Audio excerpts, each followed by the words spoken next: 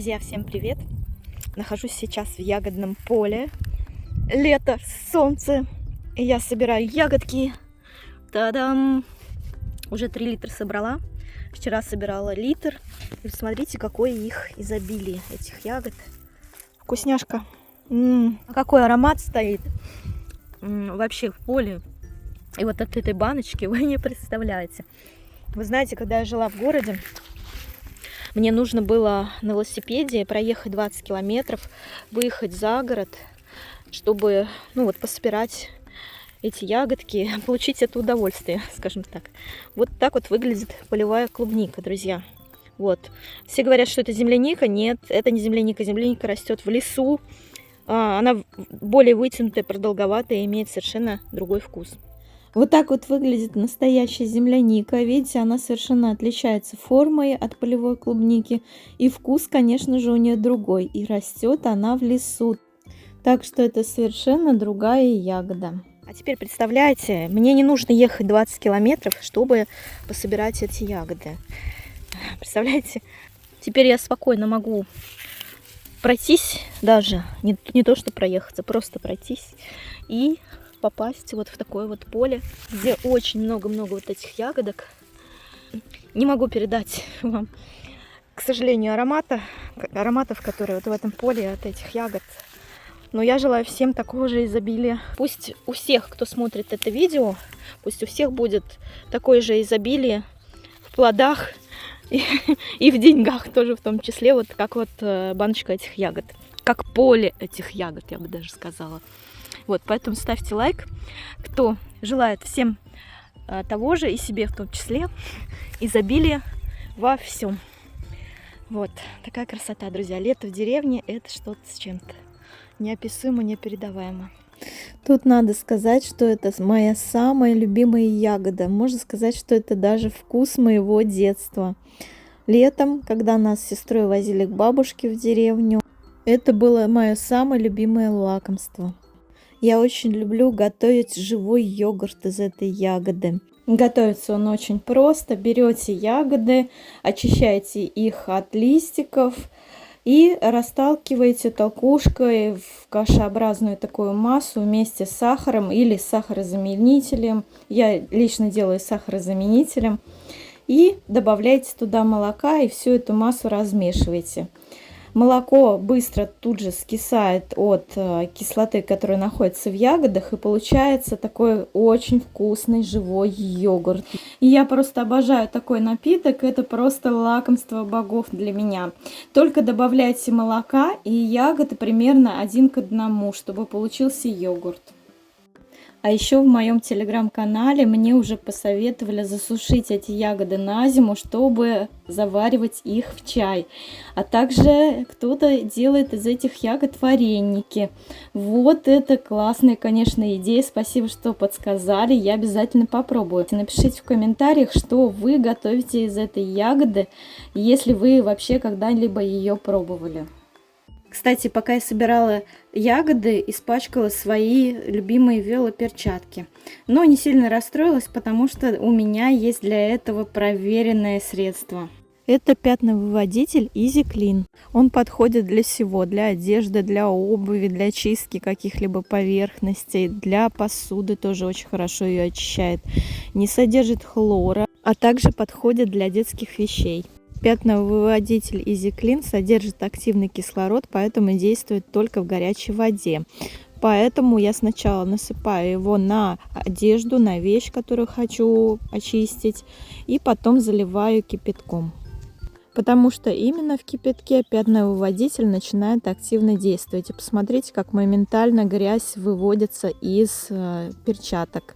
И вот так он активно пенится. Сейчас я перчаточки переверну, чтобы они пропитались максимально этим средством. И вот смотрите, как они хорошо очистились. Просто как новенькие теперь. Этим же пятновыводителем я решила почистить свои любимые кроксы. Посмотрите, какие они грязные после огорода. Тоже также я насыпаю порошок пятновыводителя, заливаю его кипятком и на какое-то время оставляю. И потом смотрите, какие они чистенькие, как новенькие теперь совсем. Для тех, кому понравилось это средство, я оставлю ссылку под этим видео и в закрепленном комментарии. Проходите, покупайте. Так, друзья, шок-контент. Утром я собирала по солнышку, по жаре ягодки, а вечером выпал град. Град, вы посмотрите. Он хоть и мелкий, хоть и шел недолго, но я переживаю, что теперь с моими огурцами, помидорами. Идемте посмотрим. Вот, смотрите, на дорожке тоже много его. Ну, короче, капец. Хорошо, что он шел еще недолго. Все белое. Кошмар, все белое. Грядку с луком размыло почему-то. Лужа на луке. Вот здесь тоже лужа возле огурцов. Ну, конечно, побила листочки знатно. Блин. Ну, хорошо, что они вроде бы живые, да? Даже один наклонился. Бедненький. Я сегодня только пересадила эти дыни с арбузами на усад. Сейчас пойду смотреть, что с ними. Помидоры.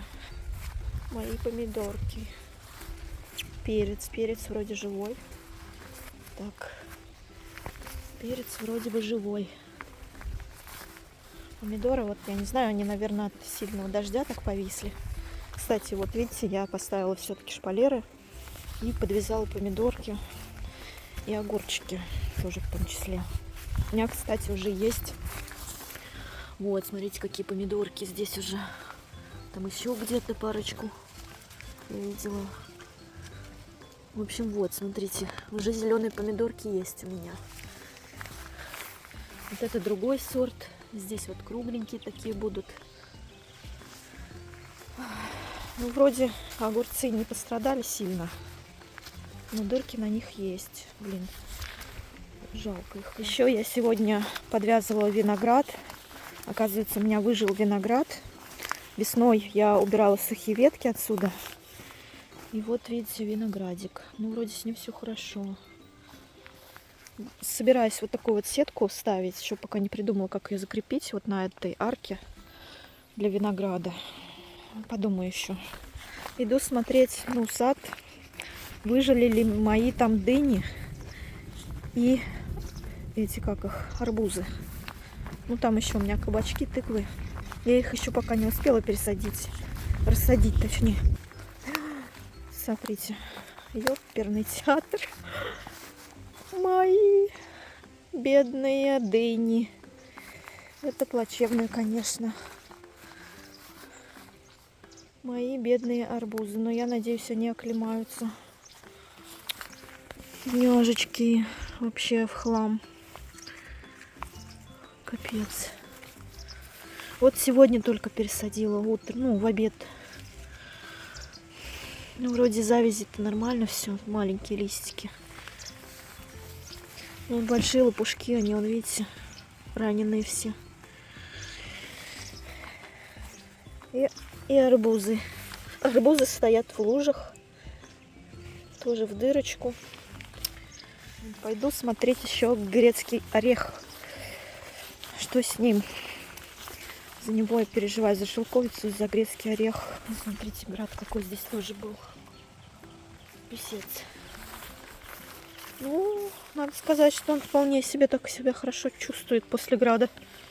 Не то, что дыни и арбузы. Кабачки вроде тоже живые. Ну, как сказать, я даже не знаю, как это сказать. Живые они или нет.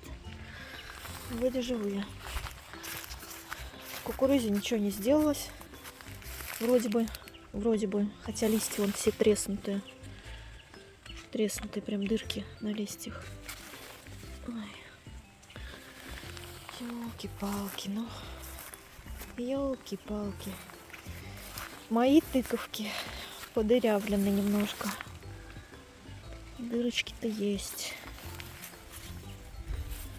Ну, слава богу, не в хлам. Не в хлам. Тыкву я буду рассаживать, но чуть попозже. У нас опять завтра обещают дожди. Я сегодня утром вовремя успела собрать ягоды до дождя. Сожгла себе всю спину. И вечером град был. С шелковицей тоже вроде все хорошо. Вот большой листочек только поранен. Вот маленький еще поранен.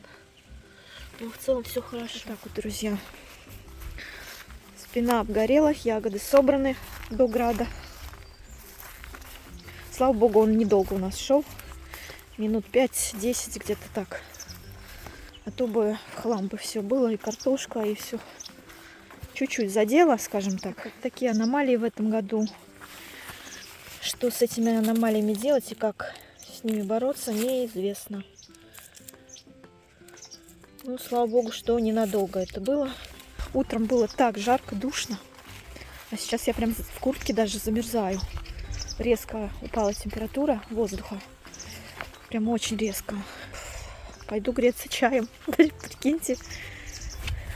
Июнь месяц, и я греюсь чаем. Надеюсь, что это первый и последний град, который мы пережили за это лето.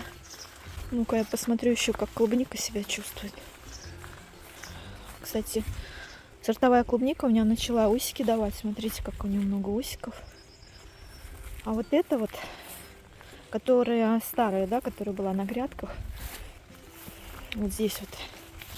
С клубникой вроде все хорошо. Жду, когда она созреет до конца.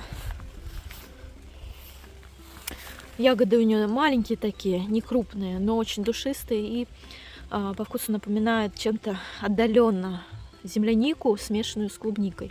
О, какие ароматы доносятся с поля. У нас вчера был дождик с градом. О, какой аромат. И вот после дождя, вы не поверите, это такой воздух. Вот каждый раз, как только дождь выпадает, я хожу и питаюсь воздухом. Реально. Насколько здесь все пахнет разнотравьем вкусным. Еще ягоды поспели. Сейчас иду смотреть, что с иван-чаем. Кажется, я где-то видела, он зацвел немножко. Он уже начинает зацветать потихоньку. И вот иду смотреть. У меня есть тут местечки свои уже присмотренные, где иван-чай растет. Вот сейчас посмотрю, зацветает он, не зацветает, можно его собирать, нет. Вот один вижу, один одинешенек стоит. Сейчас попробую зайти с той стороны и посмотреть. Вот, уже видите, цветет, значит, пришла пора его собирать. Я хочу запастись иван-чаем. Тем более, что я купила в прошлом году специальный круг для заготовки иван-чая, деревянный такой. Вот так вот выглядит деревянный круг, на котором я буду заготавливать иван-чай. Все делают его в мясорубке, но я не хочу так делать, потому что он окисляется в мясорубке об металл. А вот на деревянном таком вот штучке, вот на такой вот, он будет очень-очень вкусный и не будет окисляться. Я каждый год собираю иван-чай. Раньше я его делала вручную, но это очень-очень устают руки после него, болят ладони, когда его скручиваешь. Вот, но на таком круге будет очень удобно. В прошлом году, когда я только сюда заехала, на первое, что я обратила внимание, это напротив дома у меня росла целая плантация иван-чая. Я не смогла пройти мимо и засушила его. Вот здесь, правда, только начинает цвести. Ну, только начинает. Вот там, сейчас пройду туда, там побольше его. И побольше цветет. Вот, посмотрю. Вот уже зацветать начинает. Так, вон целая плантация его. Вот он. Ну, в общем, да, уже можно собирать его потихоньку. Еще вон там где-то у меня целая плантация иван-чая. Вон еще я вижу, он там издалека. Ну, в общем, пора его собирать и заготавливать. Кстати, друзья, напишите, как вы заготавливаете иван-чай. До этого я обычно иван-чай заготавливала тем, что просто его скручивала в руках вручную. Прям у меня после этого так ладони сильно болели. Кто-то делает через мясорубку, а я не хочу через мясорубку. Знаете почему? Потому что Ну, окисляется, сок окисляется от иван-чая. Это немножко не тот вкус. А когда вручную, то это намного-намного лучше. А уж если на деревянном круге, так это вообще красота, я считаю. В общем, друзья, процесс заготовки иван-чая на этом деревянном круге я запишу на видео и чуть позже покажу вам. В общем, друзья, у меня грядет отпуск. И как раз будет время на заготовку иван-чая, на сбор ягод. В общем, будет время даже, наверное, искупнуться, съездить в какое-нибудь озеро. Вот, переделаю все свои дела, которые хотела переделать и не успевала. Надеюсь, что успею переделать за 2 недели. Ну, 13 дней там у меня отпуска. Вот. В общем, я в предвкушении отпуска. Помимо заготовки иван-чая и сбора ягод, у меня очень много дел еще по саду, по огороду, которые я не успеваю делать, пока работаю 8 часов в день, 5 дней в неделю. К слову, друзья, вы меня очень часто ругаете за то, что у меня там грядки не прополоты, еще что-то. Ну, я хочу сказать, даже несмотря на то, что я нанимаю рабочих для того, чтобы выкашивать, выпиливать все в саду, где-то мне помогает мама, приезжает. Даже несмотря на всю эту помощь, все равно я не успеваю охватить своим вниманием, своим трудом весь участок, весь дом. И отношусь к этому достаточно философски. Ведь если постоянно переживать по этому поводу и перетруждать себя, то можно потерять свое здоровье. Поэтому, чтобы не потерять здоровье, нужно сделать все по мере своих сил и возможностей. А на остальное, как говорится, воля Бога. Поэтому, друзья, будьте терпимы. Трава растет очень быстро, даже если ее полоть 33 раза. Растет она быстро у всех, и нужно уделять очень много времени, внимания и сил участку. И нужно это понимать, что я делаю практически все в одни руки. Ну, конечно, мне кто-то помогает где-то, но эта помощь не постоянная. Поэтому, если вы хотите видеть мои видео регулярно, пожалуйста, оставляйте поддерживающие комментарии. Васечка идет. Котик Васечка. Васенька. Васек. Ну а на сегодня все. Всех благодарю за внимание. Увидимся в следующих видео. Пока-пока.